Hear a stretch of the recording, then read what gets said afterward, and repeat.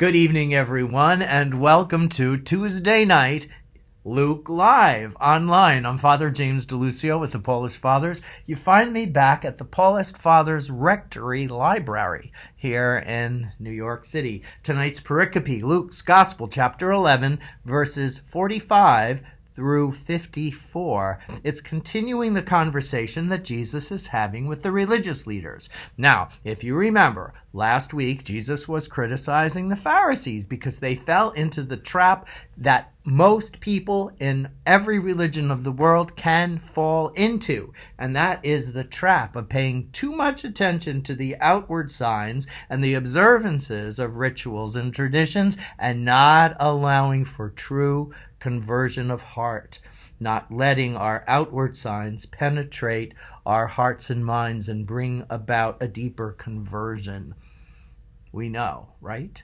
So in this case, he criticized the Pharisees for paying too much attention to the outward cleaning of things, cups and dish, and also of paying tithes of mint and rue and every garden herb, but not paying attention to love for God and for justice. And he says these things you should have done without ignoring, by still observing the outward signs. And then he also criticized them for paying too much attention for seats of honor and getting people's greetings, when far more important is mingling with the people and not separating ourselves from others because of our particular piety.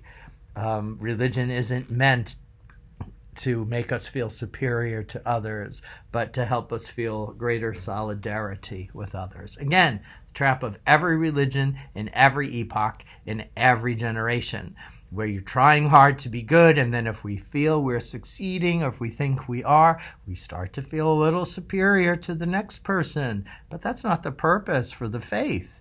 It's to bring us closer to God, which in turn brings us closer to others. Don't you know that? Of course you do. Of course you do. Now, I offered last week to refrain from such commentary. I did not offer it. And I thought you would offer your own interpretations and commentaries in the commentaries sections, but you did not. Woe is me. Woe to you. Speaking of woe, the conversation continues in Luke 11, verses 45 to 54, because the scholars of the law are also present at Jesus' criticism of people falling into the traps of religion. And so this is what the scholars of the law have to say. Okay? Then one of the scholars of the law said to Jesus in reply, "Teacher, by saying this, you are insulting us too." And he said, "Woe to you, scholars of the law, for you impose on people burdens hard to carry, yet you yourselves do not lift one finger to touch them. Woe to you! You build memorials of the prophets, whom your ancestors killed. Consequently, you bear witness and give consent to the deeds of your ancestors, for they killed them and you do the building. Therefore, the wisdom of God said, I will send them prophets and apostles. Some of them they will kill and persecute, in order that this generation might be charged with their blood. The blood of the prophets shed since the foundation of the world, from the blood of Abel to the blood of Zechariah, who was killed between the altar and the temple building. Yes, I tell you, this generation will be charged with their blood. Woe to you, scholars of the law!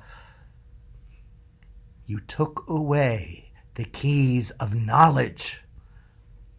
You yourselves did not enter, and you stopped those trying to enter.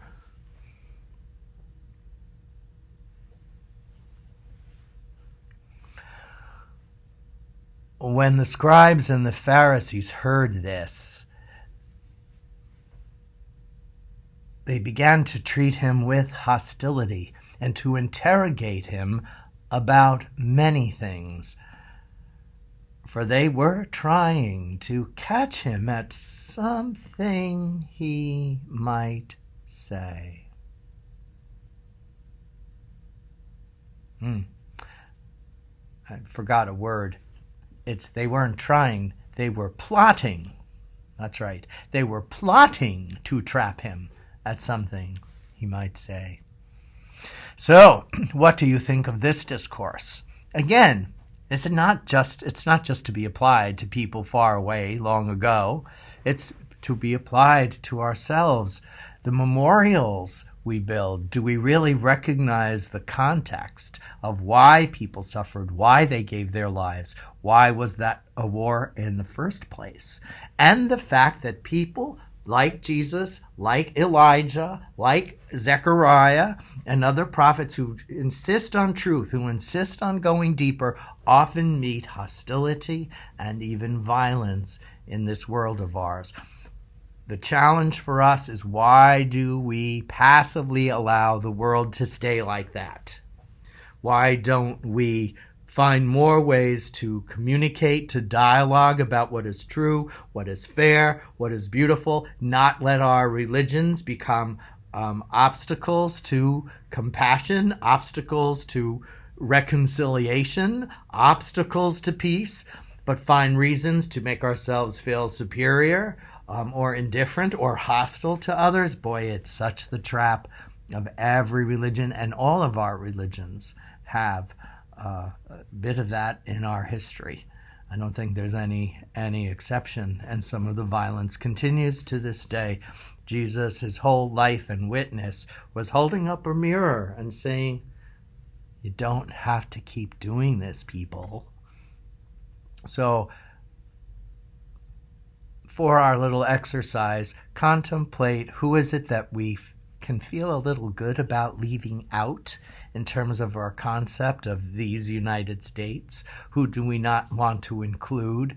And if we don't want to include them, is it because they're not believing what we do, or they're not living the way we want them to? Or is it because we see that they're falling into traps and we're afraid to reach out to them and engage in an encounter where together we can see how we all fall into those traps, not necessarily the way they're doing it, but we ourselves are prone to it because of human fallibility and our need for God.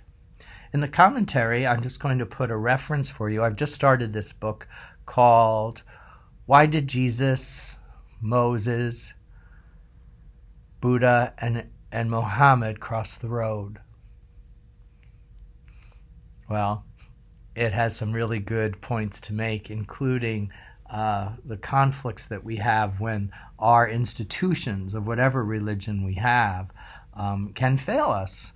And they do, because they're institutions.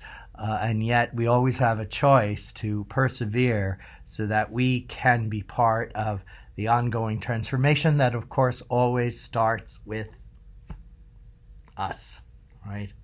Thank you so much for joining me. Hope to see you on Friday for another Young at Heart on Facebook and YouTube. Tomorrow, for us Christians, it is the Feast of the Presentation of Jesus in the Temple, also called Candlemas, which, as I mentioned many times in the past, was the formal conclusion of the Christmas season. Many people putting away the trees and such after January 6th, which is Epiphany, would always keep their creche or nativity scene out at home. Just that, until tomorrow, until February 2nd. And then as the sun begins to set, so does the creche get packed up carefully, lovingly, and prayerfully for another year. If you have candles, go to church and have them blessed. That's what they did in the medieval times, because that was their only source of light. Okay. God bless you, everyone. Thank you for joining me. Good night.